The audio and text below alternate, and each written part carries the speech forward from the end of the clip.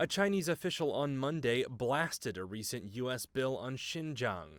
The legislation was passed last week and condemns the mass detention of Uyghur Muslims in the area. Xinjiang's governor called the bill a severe violation of international law on the part of the U.S. It severely trampled on international law and the basic principles of international relationship law. It is the crude interference of China's domestic affairs. We think this is a naked act of bullying. The bill was passed in the U.S. House and sparked fury from China. If it makes it through the Senate and it's signed by President Donald Trump, the bill demands Washington get tougher over Beijing's treatment of Uyghurs. It would call on Beijing to close its internment camps in Xinjiang. UN experts say China has detained between 1 and 2 million people in the camps, part of a sweeping anti-terror campaign. The bill could also impose sanctions on a Chinese official and ban U.S. exports of surveillance tech to the country. On Monday, Beijing repeated its denial of any mistreatment of Uyghurs. They again said China is only providing vocational training in such facilities, and that some they call students in these camps have, quote, graduated and are free to come and go. Claims like this are hard to verify, as there's little transparency into China's operations there. The bill only adds more tension to ties between the U.S. and China. Recently, Washington passed another bill to support anti-government protests in Hong Kong. Welcome, Sergey. Russia's Foreign Minister Sergei Lavrov met with U.S. Secretary of State Mike Pompeo in Washington on Tuesday. We should have a better relationship. And in a news conference afterward, Pompeo cataloged the unresolved international issues concerning Washington and Moscow. Counterterrorism in Syria, Afghanistan, North Korea, Venezuela, arms control. Included in that list was this item. On the question of interference in our domestic affairs, I was clear. It's unacceptable, and I made our expectations of Russia clear. The Trump administration will always work to protect the integrity of our elections, period. Should Russia or any foreign actor take steps to undermine our democratic processes, we will take action in response. That was how Pompeo addressed the largest controversy overshadowing the Trump administration, Russia's alleged efforts to sway the 2016 election toward the Republican. Special counsel Robert Mueller's nearly 2-year investigation charged 12 Russian intelligence officers, another 13 Russian citizens, and 3 Russian companies with hacking and disseminating Democratic Party emails and spreading misinformation in order to undermine Hillary Clinton's candidacy. Over the course of my career, I have seen a number of challenges to our democracy. The Russian government's effort to interfere in our election is among the most serious. At his testimony in July, Mueller said Moscow was undeterred and getting ready to do it again. On Tuesday, Lavrov repeated his government's denial that they interfered. All speculations about our alleged interference in domestic processes in the United States are baseless. Pompeo politely disagreed, but seemed somewhat dismissive of the topic. We think we've shared plenty of facts to show what happened in the 2016 election with our Russian counterparts. We don't think there's any mistake about what really transpired there. He didn't say what transpired there. Mueller said the Trump campaign eagerly welcomed Russia's interference in 2016. Trump and some of his Republican allies in Congress have claimed without evidence that Ukraine, not Russia, was responsible for the hacking. Pompeo's meeting with Lavrov came just hours after Democratic lawmakers formally approved articles of impeachment accusing Trump in part of trying to pressure Ukraine to investigate this theory. It also comes a day after the Justice Department's own watchdog found that the FBI was justified when it launched its investigation into Trump's links to Russia. Lavrov and Pompeo met with Trump later on Tuesday. The last time Lavrov was in the Oval Office, there was a different Secretary of State, and it occurred just after Trump fired then FBI Director James Comey. Was he fired? You are kidding. You are kidding. That firing triggered the appointment of Mueller as special counsel. Trump has called both the Russia probe and the impeachment process a witch hunt. ExxonMobil did not mislead investors on the true cost of addressing climate change. That's according to a New York judge on Tuesday, who ruled that State Attorney General Letitia James failed to produce any evidence that suggested otherwise. James had argued that Exxon, one of the 2 largest U.S. oil companies, falsely stated that it had properly evaluated the impact of future climate regulations on its business, causing investors to lose $1.6 billion. In dismissing the case, Judge Barry Ostrager wrote, "Nothing in this opinion is intended to absolve ExxonMobil from responsibility for contributing to climate change through the emission of greenhouse gases." But, he added, it was a securities case, not a climate change case. The lawsuit, filed in October 2018, was the first of several climate change lawsuits against major oil companies to go to trial, which saw testimony from former Exxon CEO and former Secretary of State Rex Tillerson, who denied the allegations against the company.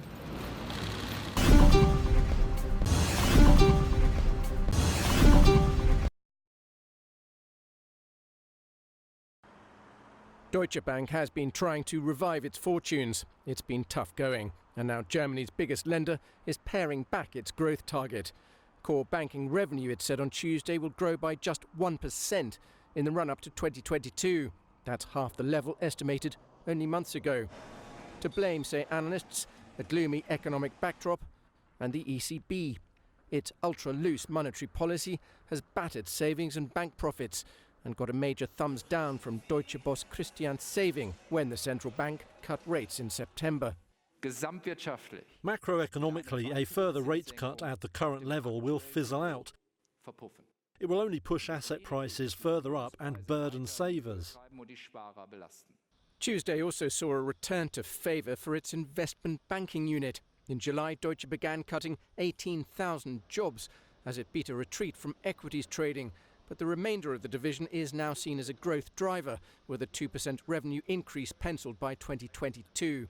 With a recent past marred by heavy losses, regulatory fines and litigation, Deutsche is currently under investigation over links to Danske Bank's €200 billion money laundering scandal.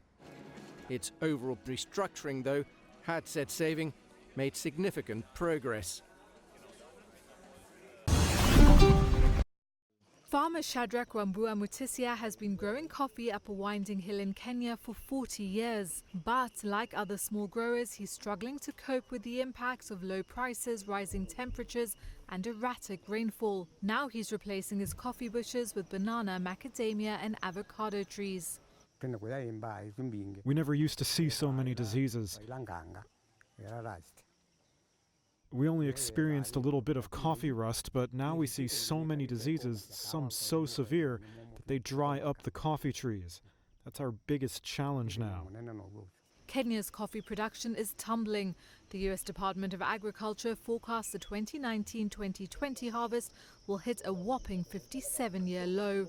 And while the region only produces about 0.5% of global coffee, its Arabica version plays a large role in the high-quality market. Machakos, Mutisia's home county, is Kenya's 10th largest coffee-producing region. Still, more than three-quarters of its 200,000 farmers active in the 1980s have given up, according to the county's cooperative union head. The farmers who are left have started a savings and loan society, but the struggle may be far beyond their control. Global coffee prices plunged to 14-year lows this year, well below the cost of production in most of the world. Hong Kong's Chinese-backed leader, Carrie Lam, played down talk of a reshuffle on Tuesday as she prepared to go to Beijing for the first time since her government was humiliated at local polls last month. From time to time in the last few months, there have always been speculations and rumors about reshuffling of my team, including the principal officials and maybe also including the executive council. My first priority now is really to restore law and order in Hong Kong and to ensure that Hong Kong could continue to move ahead, both economically and socially. Pro-democracy protesters held their largest mass rally at the weekend since they scored a landslide victory in those elections, which raised doubts about how long Lam can count on Beijing's support. As far as the protest on Sunday, first of all, I take comfort that given the no objection letter issued by the police and cooperation by all sectors, we have seen a relatively calm and peaceful protest on Sunday. This reflects the freedoms that Hong Kong people are enjoying. And so I hope that this phenomenon will go also to abroad to show that Hong Kong is upholding all the rights and freedoms of Hong Kong people. So all those accusations from various quarters that we are eroding people's freedoms is unsubstantiated. Pro-democracy protests have rocked the Asian financial hub and former British colony almost daily for months.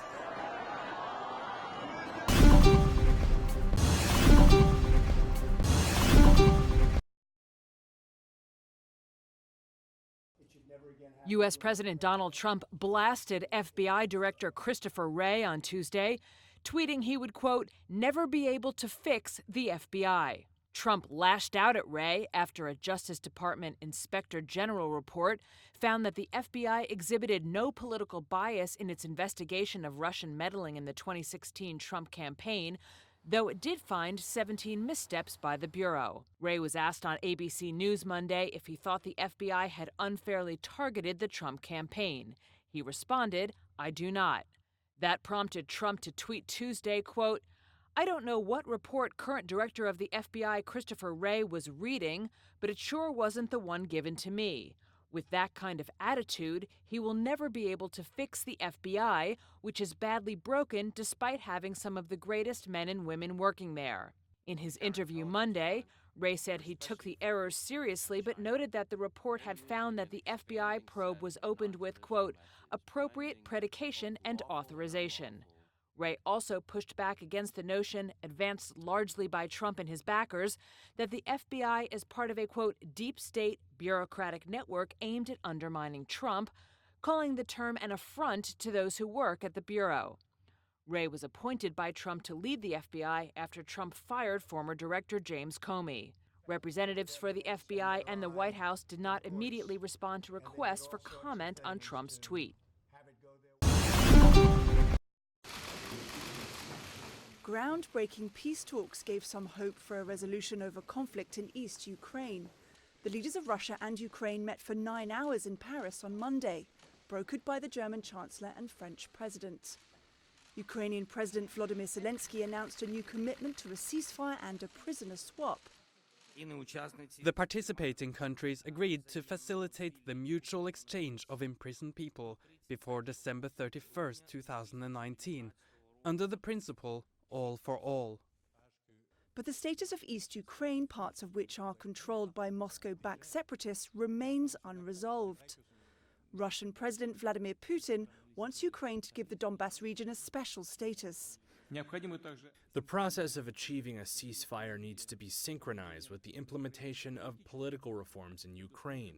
This means introducing changes to the country's constitution. Since 2014, fighting between Ukrainian troops and pro-Russian rebels has left 13,000 people dead in the region. Sporadic violence continues despite a 2015 peace deal. This Paris summit brought Putin and Zelensky together for the first time since the Ukrainian leader was elected on a promise to resolve the conflict. The fact that we are side by side today in Paris is in itself an important outcome in many ways, a credible relaunch that hasn't been achieved before, considering the absence of concrete progress for several years. And the leaders have agreed to work towards another round of talks within 4 months. However, divisions over the fate of East Ukraine still remain. The man who reviewed the FBI probe into the 2016 Trump campaign's possible ties to Russia testified on Wednesday that while the Bureau's probe was properly authorized, on several occasions FBI agents broke their own department rules in pursuit of the case. We found, and as we outline here, are deeply concerned that so many basic and fundamental errors were made by 3 separate hand-picked investigative teams on one of the most sensitive FBI investigations. Department of Justice Inspector General Michael Horowitz this week submitted a more than 400-page report, which concluded that the FBI's probe of Trump, dubbed Crossfire Hurricane, was approved by a senior FBI supervisor in line with protocol, and that he found no evidence of political bias in that decision. We reviewed department and FBI policies and concluded that Assistant Director Priestap's exercise of discretion in opening the investigation was in compliance with those policies. But Horowitz said his team found 17 omissions or errors, including in applications for surveillance warrants, and said he found all of this deeply disturbing. The circumstances reflect a failure, as we outline in the report, not just by those who prepared the applications, but also by the managers and supervisors in the Crossfire Hurricane chain of command, including FBI senior officials who were briefed as the investigation progressed. Both Democrats and Republicans tried to make political points out of Horowitz's testimony. Republican allies of President Donald Trump pressed the point that several agents in the probe showed bias against the candidate and broke the rules to target him. Did they have a duty to report to their supervisors and eventually to the court exculpatory information? Absolutely. They did not. They did not. Why? That's the question I can't specifically answer for you. Democrats noted Horowitz's report refuted the right-wing conspiracy theory that a secretive group inside the government tried to take down candidate Trump. And you didn't find a deep state conspiracy against candidate or President Trump? So, as to the opening, we found no bias, no testimonial documentary evidence on that.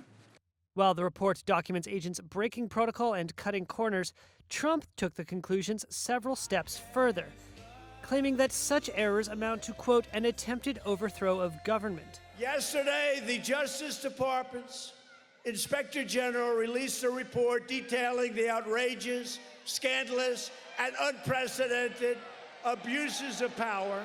At a rally this week, he referred to the FBI in some of his harshest words yet.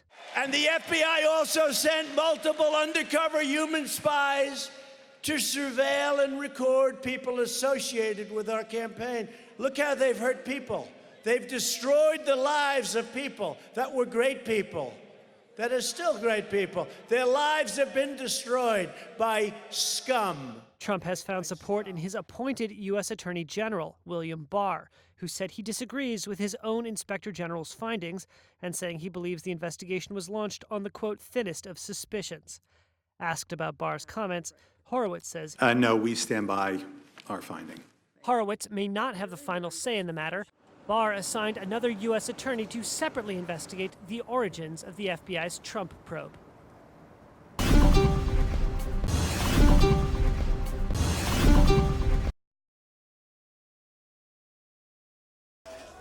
Israel is sending voters back to the polls for a third time in less than a year, setting the stage for the electoral battle of Prime Minister Benjamin Netanyahu's political life.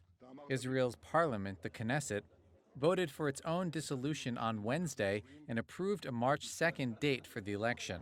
That's after neither Netanyahu's right-wing Likud party nor his main opposition, the Blue and White Party, won enough seats to form a majority government in two previous elections. Both Netanyahu and Blue and White leader Benny Gantz, a former military chief, then failed to form a governing coalition. In the two previous votes, Netanyahu's opponents focused on 3 corruption investigations against him that include allegations he dispensed favors to media barons in exchange for favorable coverage. But this time, the situation has changed. Israel's longest-serving leader will now be running under the cloud of criminal indictment after charges of bribery, breach of trust, and fraud were announced against him last month. Netanyahu has denied any wrongdoing, accusing legal authorities of attempting a coup, and has described himself as best placed to deal with Israel's many security threats. An opinion poll on Israel's Channel 13 on Tuesday forecast Blue and White would win 37 seats to Likud's 33 in the 120-member Knesset. That would be a 1-seat increase for Gantz's Blue and White, once again leaving Israel's main parties without a majority. Johannesburg-based owner-maker van der Eyt Speer is closing the doors to her business once again, as South Africa's state-owned power utility Eskom, grappling with an overstretched grid and the impacts of flash flooding, rolls out yet another round of power cuts. Coffees and teas are affected. We lose about up to 1,000 rand every morning if it happens in the mornings, even afternoons. People want, their warm beverages. We can't make toasted cheeses. We can't use any of those devices either. Cash-strapped Eskom, which generates more than 90% of South Africa's power, has been struggling to keep the lights on since 2008. The utility is heavily indebted, and much of its infrastructure is in need of critical maintenance following years of mismanagement. This week, heavy rains across parts of the country aggravated problems, leading to the worst blackouts in a decade. The economic fallout is widespread, and large-scale mining companies shut down across the country on Monday. Still, they are better placed to weather the storm than fragile smaller businesses. We don't know what the future will bring, but it's very daunting, I think, for any business, especially if you are dependent on power as we are. President Cyril Ramaphosa cut short a state visit to Egypt due to the deepening crisis to meet with Eskom's management and board. While Eskom scaled back power cuts on Wednesday, it warned the probability of rolling blackouts remained high for the rest of the week. Thank you, Ms. Kusela. Given that on the 18th of October, the Integrated Resource Plan was announced. What has also come out as a great concern is that there has been a measure of sabotage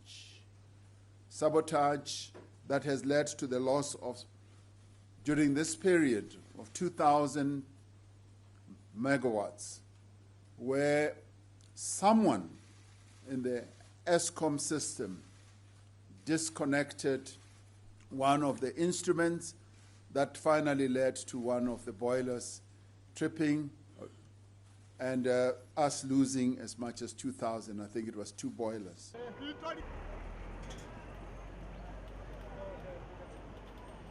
How can we say we're inviting people to come and open business there if we don't have electricity? Electricity is a basic need. We need electricity.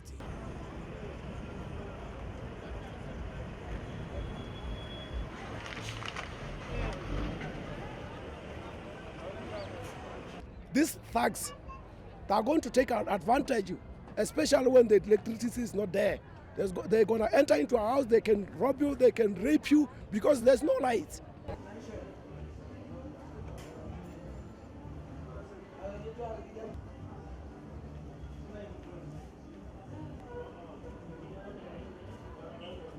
Every day my average is like 10,000 in per day, but previous day maybe 3,000 earning one day. It means 7,000 one day loss, and 2 days equal to 7 plus 7 is equal to 14,000. It my loss. If is again like coming day, if you think like that is you can do is electricity again, then is affected more business.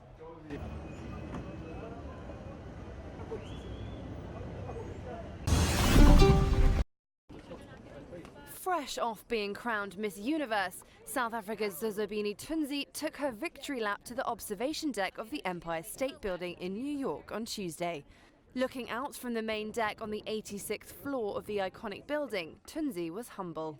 It's such an incredible thing for a young girl like myself who grew up in a village in South Africa to have been able to come and compete here. Winning it is absolutely mind-blowing, not just for me, but for everyone back at home, because you never imagine these things to happen, to any of us. The 26-year-old activist competed against more than 90 other women for the crown on Sunday. She's the first black woman to have won the title in 8 years. And her victory means for the first time, 4 women of colour have received the world's top 4 beauty crowns in the same year. For Tunzi, the win is not just symbolic, but reflects her desire for a more united world. Because that is my hope, that one day we would just stop seeing things differently and being so racially divided, and that we can be as united as we possibly can. And I think having these 4 queens who are people of, color is absolutely amazing, because it means that we're moving more towards a world where everyone can be considered beautiful, everyone can be considered smart and intelligent and capable.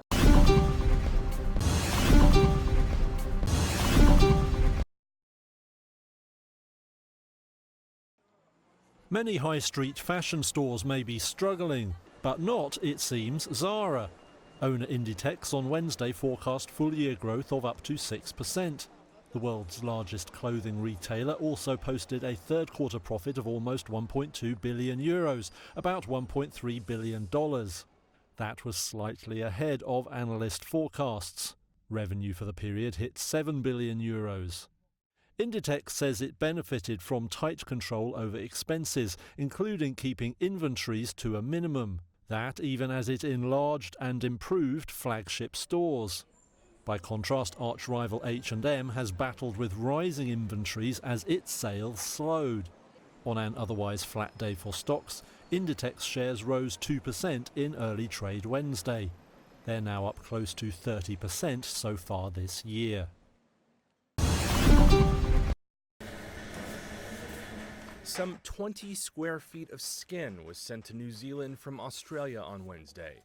It's among donations to save victims severely burned by a volcanic eruption this week. However, it's only a fraction of what New Zealand's ordered, nearly 1,300 square feet of skin.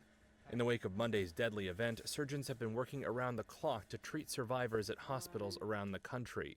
The head of one Australian tissue bank explained why the skin is so critical. So skin is used in life-saving surgery, so skin is predominantly used in patients who have the most life-threatening burns. Usually if they have more than 50% burn over their body, there isn't enough of their own skin to transplant onto the burn wounds.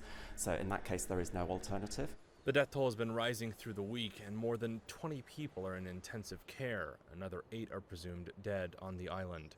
The amount of skin needed to save victims equates to about 60 donors. However, the New Zealand Herald reports that only 5 to 10 people donate skin each year in the country. Jorge Villapalos, a lead surgeon for plastics and grafting in London, says when the donations do arrive, surgeons will be tested to the limits of their expertise. What we need to analyze here is that these are exceptional circumstances by all stretch of the imagination. And to illustrate this, I would say that our colleagues in New Zealand have had maybe the work of a whole year thrown at them in a single day. On Thursday, Maori prayers were offered for victims of the tragedy. Authorities confirmed that they plan to recover victims' bodies from White Island Friday morning. Previous efforts have been deemed unsafe, as experts say there's a 50 to 60% chance of another eruption. Debris believed to be from a missing cargo plane was located on Wednesday over a remote stretch of sea between South America and the Antarctic by the Chilean Air Force. 38 people were on board the aircraft, which disappeared shortly after taking off late on Monday from the Chilean city of Punta Arenas. The debris was found more than 18 miles south of where the plane last made contact, with the recovered parts sent for analysis to determine if they belonged to the Hercules C-130 cargo plane. The finding was made by the vessel with a Chilean flag, Antarctic Endeavour. The remains would indicate that they could be part of the sponge of the internal fuel tanks of a C-130. The flight appeared routine until the moment it disappeared, while the Air Force concluded the aircraft must have crashed early the next morning, given the number of hours it had been missing. The cause of the crash is still unknown, and officials acknowledge the chances of finding survivors is slim. We're going to use the capabilities of the Brazilian naval ship Maximiano while we wait for the arrival of the Chilean naval ship, the Cape Horn, so as to check the seabed for evidence. The region where the plane disappeared is a vast, largely untouched ocean wilderness of penguin-inhabited ice sheets off the edge of South America, with depths of 11,500 feet.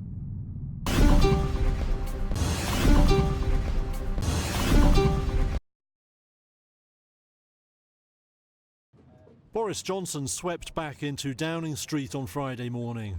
The Conservative Party leader returned as Prime Minister after a sweeping win in the UK general election. And the reaction on markets was clear. By early Friday, sterling was up about 2% against the dollar. Against the euro, it hit levels not seen since shortly after the 2016 Brexit referendum.